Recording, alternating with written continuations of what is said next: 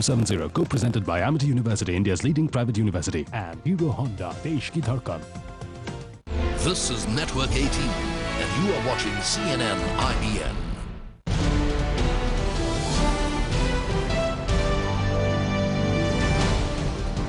Next on CNN-IBN, our show Devil's Advocate. Before that, check of our headlines this hour. In Pakistan, a teenage suicide bomber targets a mosque in Chakwal, rural Punjab, killing over 35. Prime Minister Gilani calls for an all-party dialogue on terrorism. एक communal agenda फैलाते जा रहा है हमारे देश में और अब उसको दोबारा यूपी में चला रहा है। मैं उनके खिलाफ हूँ, मैं उनसे लड़ूंगी और मैं लखनऊ के उम्मीदवार बन के आऊंगी। Nafiza Ali gets the Samajwadi Party ticket from Lucknow in place of Sanjay Dutt. She contested the last Lok Sabha elections on a Congress ticket from Bengal. And Obama leads the furious international debate over a North Korean rocket launch, says it's a missile that could reach as far as Alaska. Beijing calls it a satellite.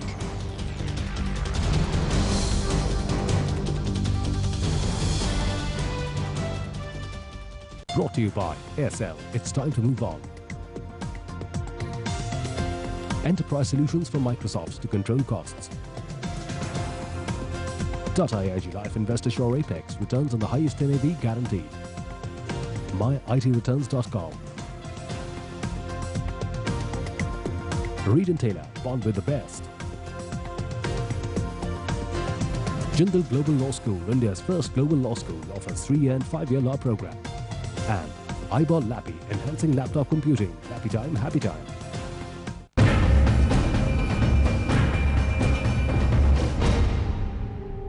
Hello and welcome to Devil's Advocate and an interview with the chief election strategist of the Bharatiya Janata Party and also one of its most important general secretaries, Arun Jaitley. Mr. Jaitley, in the last 10 or 14 days, the press has been full of stories of BJP candidates who are making hate speeches. Or Jaswant Singh, who's been giving money to people in his son's constituency but says he's done nothing wrong. Or people like Neera Yadav, who are accused of corruption but have been made members of your party. Or even Manoj Pradhan, who's reported to have 7 murder cases against him, but has been made one of your party's candidates in Orissa. And people ask, is this a deliberate strategy on the part of the BJP, or is it desperation? I think it's the other way around.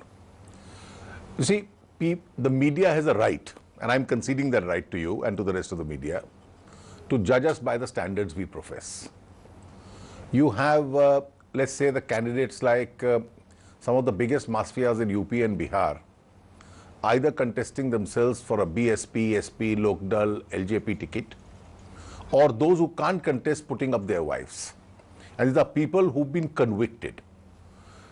The Samajwadi tried to put up somebody who's been convicted. The normal habit is the media will not judge those parties by any kind of ethical standards because they know they don't display those kind of standards. You have high standards, you get judged by those high standards. Therefore, since we have been professing high standards, I think it's our duty to maintain those high standards. And even if we are found to err marginally, then people are entitled to tell us, are you not living up to the standards you profess? All right. For example, let me just complete this sentence. I looked after BJP in 2 elections in Bihar, which at that time had a notorious reputation. After Nitish Kumar has now cleaned up that reputation. We made sure that out of the 104 assembly seats we contest, we don't give our seats to people with a criminal image. Perfect. You say you set high standards, so the media has a right to criticize you when you don't live up to them. In that event, let me ask you this. Is it fitting that someone like Neera Yadav, who was removed by the Supreme Court from her post as Chief Secretary of UP, who is considered by her own peers to be the second most corrupt IAS officer in the state, should be made a member of the BJP? You see, I am given to understand that a husband who's a former legislator and a former minister in the BJP government in UP rejoined the BJP, and at that function she accompanied him. Most of us are unaware that she's a member. She probably is not a member. That's what we've been told. Can I interrupt? She was inducted by your party president, See, the Rajnath Singh. The function was essentially to a part of the campaign where a husband who's a former minister came back who doesn't have these cases. She has accompanied him. We have not given her a ticket. We have not made her an activist. We have not made her an office bearer. There is no responsibility assigned. She accompanied him, and therefore this confusion was created.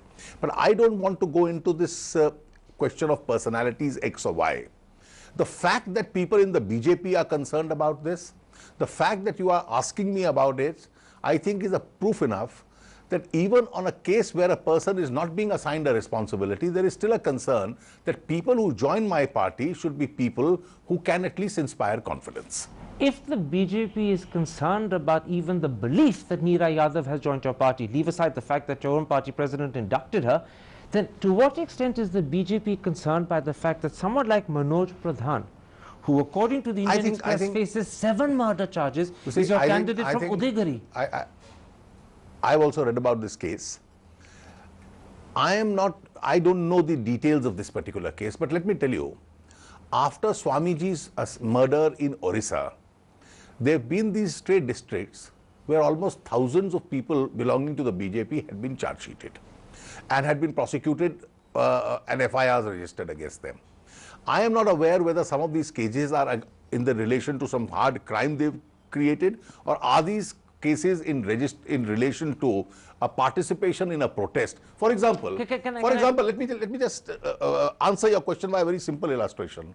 I can understand Varun Gandhi and his speech-making controversy, but the Mayawati government has put him for attempt to murder, national security. Now, surely in these 2 later cases, you won't ask me the same question in relation to these 2 later cases as you are putting it in the case of Pradhan. I'll come to Varun Gandhi in a moment's time. Let me tell you why Pradhan is an important case for the BJP to answer, because the BJP considers itself a party morally superior to others. You in fact call yourselves a party with a difference. Now, Sudha Singh, the DSP of Ballygodha in Orissa, has gone on record to say that Manoj Pradhan faces 7 murder cases out of 10 charges altogether. This is something that is so well known in Orissa. For you to have chosen him is to have overlooked this. I am certainly going to find this out.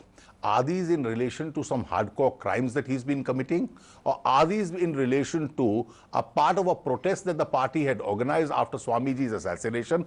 And I have a lurking suspicion, I don't have material to say that, but I'll certainly check it out and get back to you in a future program, whether it's in relation to other later. All right, let's come to Mr. Jaswant Singh, a colleague of yours in the Rajya Sabha, in fact the leader of the opposition in the Rajya Sabha. When he was seen on television giving 100 rupee notes to people in his son's constituency, not only did he first say that he had done nothing wrong, but then on television he said that if the law differs, the law is to be assumed to be an ass.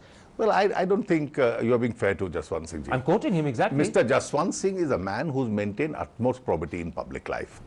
All that they have said is, I've read his son's statement, that this is a matter where there is a convention in Rajasthan that if somebody asks you for assistance, or there are folk dancers whom you give money after their performance, they touch your feet, this is not considered a bribery in the sense of election law. Except that after the model code of conduct has come into effect, it's his interpretation vis-a-vis the interpretation of I think the election commission, I think the election commission is going into this question. It would be best we leave it to the election commission to decide the issue. Let me put it like this.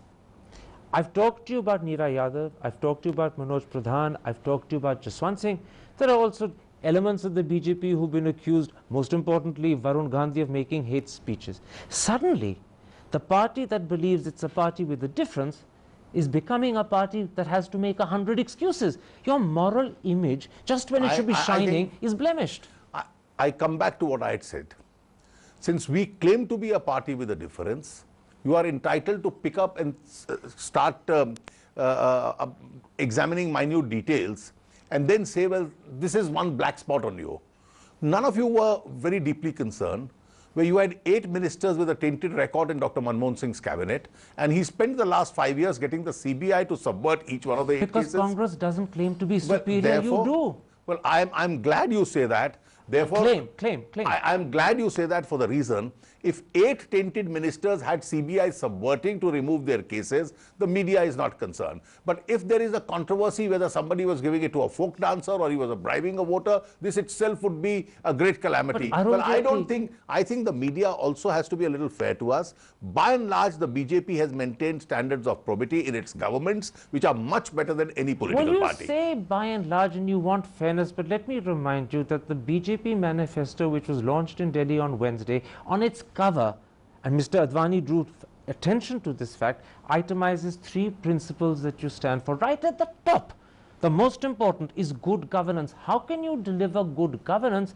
if your officials, if your candidates, if your party members are involved in morally compromising situations? Well, if you can't be certain of the honesty of your own people, where does good governance come in? Well, I'm very glad you raised this question. It's a point of view which I have personally always expressed outside and within the party, and we have a freedom to do so, that we must bring in those people who are in politics, who exercise the kind of power which can be exercised only by men of great integrity and ethics, and not by people who are given it to these kind of moral aberrations. Absolutely. And in fact, it's widely known that you have fought a problem with your party over an issue to do with the appropriateness and suitability of people who are appointed to office. Well, aren't you today, given the examples I've quoted, a little embarrassed by what your party Well, I would be happier if these incidents had not taken place, but I am still satisfied for two reasons.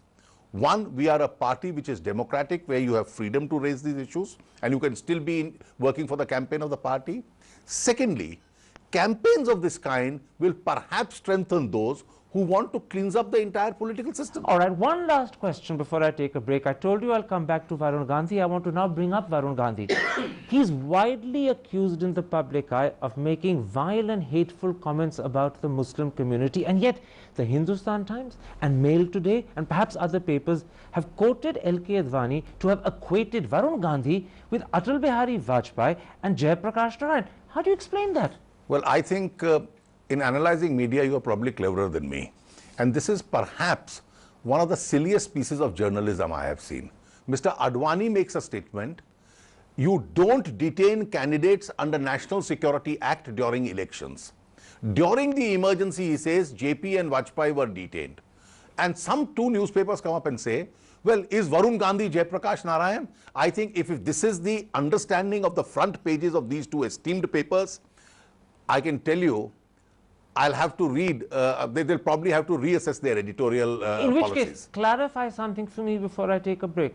Are you saying today unequivocally and in crystal clear terms that there's no sense in which Varun Gandhi is the equal of Atal Bihari Vajpayee or Jayaprakash Narayan? They were legends in politics. He's a beginner in politics. I think all that Mr. Advani said was, during a campaign, you don't detain candidates. It's a bad precedent. It happened during the emergency. Let it not happen now. I think the comparison begins and ends with that. All right. Let's take a break at that point. I want to come back and talk to you about the BJP manifesto, which was released in Delhi on Friday. We'll be back in a moment's time. See you after the break. Someone is there to nurture the 1,000 dreams set in those twinkling eyes. India's largest scholarship program by Amity University. Objectionable to say the least. I don't feel very safe in Delhi, not especially be allowed to go home at 3 in the morning, and that is frustrating. They have no legitimacy. Valentine's Day हम ban करने वाले हैं। आंदोलन की राजनीति ही सच्चाई दिखा सकती है। अपील करना चाहता हूं पुनर्वास के काम में। कोई परवाह मध्य प्रदेश को मनमोहन सिंह की सरकार को गिरा दो और मुलायम सिंह को प्रधानमंत्री बना दो। अमर सिंह ने खुद कहा है। Bajaj Alliance presents India Can, India Will, a CNN-IBN and Hindustan Times joint initiative, Monday to Thursday, 8:30 p.m. Presented by Bajaj Alliance Life Insurance, SMS Super to 56070. Co-presented by Amity University, India's leading private university. And Hero Honda, Desh Ki Dharkan. तो विलायत में मौसम कैसा है होने वाले दामाद जी? मौसम बर्फ पड़ रही है। शगुन की थाली इंतजार कर रही है, कब आ रहे हो? कल हवाई जहाज से कट्टू ससुराल। ये हमारी ओर से, ये विलायत से। Bingo international cream and onion. ये विलायती है। ये इंटरनेशनल है। अपना बिंगो विलायत में भी मिलता है।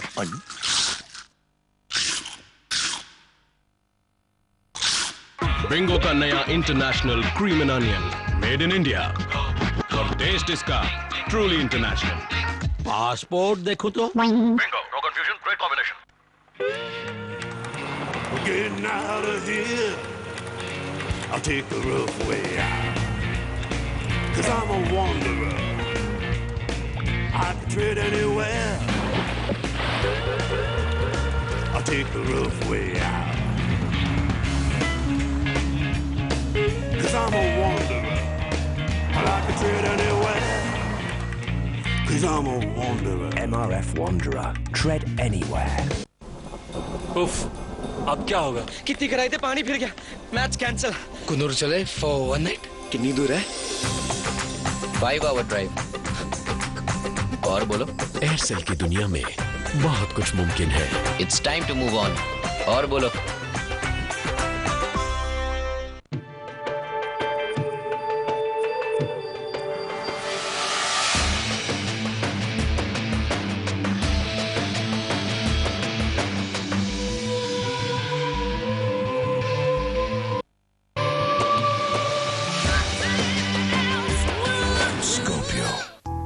Your security is incomplete without United India. United India Insurance Company Limited. Solutions that bring back smiles real fast.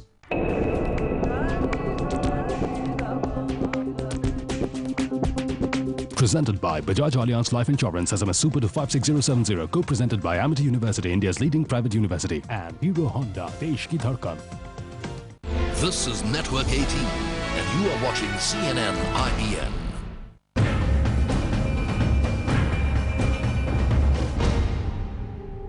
Welcome back to Devil's Advocate with the Chief Election Strategist of the BJP, General Secretary Arun Jaitley. Arun Jaitley, on Friday the BJP presented its manifesto in Delhi. It was the first manifesto the party has launched in 11 years. But in 2004, you came up with a vision statement which at the time Pramod Mahajan repeatedly in public said would last for 20 years. So which takes precedence, the manifesto launched on Friday or the vision statement? I think times change. There's no fundamental difference in the structure and the basic points of the two. Forgive me, there's a huge difference. But the requirement of the day brings about certain additionalities. Well, no, and those additionalities are brought into this manifesto. Let me take you up on that, because you see, first of all, even when times change, visions don't. But more importantly, when you say there's no fundamental difference, there is considerable difference. To give you an example, on Article 370, your manifesto says that the BJP is committed to its abrogation. Article 370 wasn't even mentioned in the vision statement. No, you see, I'll tell you. We have conventionally been releasing BJP manifestos. In 2004, we called it a vision statement. And we've also been releasing what are called agendas of governance. Normally, subject to your verifying this, normally in the agenda for governance, we mention only points of agreement like a common minimum program, which the NDA allies all agree to. But this was not an NDA document. This was the BJP vision statement. In a manifesto, a BJP manifesto or our vision statements, if you see the earlier ones also, our basic core issues of beliefs are generally mentioned, even though unless we get a majority, they may not be implementable because we go by the NDA. No, forgive me, I have to interrupt you. You say your basic core beliefs are generally mentioned. I've just pointed out to you that Article 370, which is a fundamental core belief, was ignored in the vision statement. I don't think whether you mention it or you don't mention it makes any difference, because the BJP has never given up its belief on Article 370. But you did in your vision statement of 370. I don't think BJP has ever given up these beliefs, and I'm categorically clarifying it to you today. Then let's come to your second important belief, the Universal Civil Code. In your vision statement, you said categorically that this cannot come into being unless one has a social and political consensus in its favor. I even today believe it. I even today believe it. But you may believe it, but that's not what your manifesto says today. Suddenly, let's not hair split. No, I'm not hair splitting. Assuming the BJP were to get a majority on its own, no. Even then, before bringing in a uniform civil code, it's not going to be beliefs of one religion which are going to be enforced. It will require a larger consensus. But there's a different phraseology that's in your manifesto that was launched on Friday. Let's go to the substance of what we believe in. But you're not letting me finish. You're not letting me finish. Your manifesto says that the BJP will set up a commission to draft a uniform civil code. You didn't mention that in the vision statement. In the vision statement, you only talked about the need of creating a social and political consensus. Now you've ditched the consensus. You've gone on to establishing a commission. Suddenly, you've hardened your belief and you've changed your position. Any government of the day which brings changes in personal laws certainly consults communities. When I was a law minister, I brought basic changes to the Indian Divorce Act, which is a law applicable to the Christians. Now, it was only after a consensus with the church that we were able to do that. There is no question of forcing this on people. You discuss with people, you bring out the best points of the law that you require, and then you bring these about. Let me put it like this. The manifesto that was launched in Delhi on Friday is clearly the manifesto of an ideologically committed party. And you agree. You agree. You're nodding your head with agreement. But what Mr. Advani said on the 25th of March 2004 is very different. He said a country as vast and pluralistic as India cannot be ruled by an ideological party. So suddenly, the manifesto launched on Friday contradicts what Mr. Advani said 5 years ago. I don't think so. I think when you say that ideological parties, Mr. Advani's statement consistently has been that you take up your ideological positions, but when it comes to ruling the country, a lot of it depends on ideals and idealism. It's a statement which he has been making consistently over the last 10 years in that context. So please don't confuse that with any form of dilution of the BJP's ideology. So you know what you're saying? The ideology is okay at the manifesto level, but when it comes to ruling, it's ditched for what you call ideals and idealism. No, suddenly the ideology doesn't affect ruling. I am not saying that.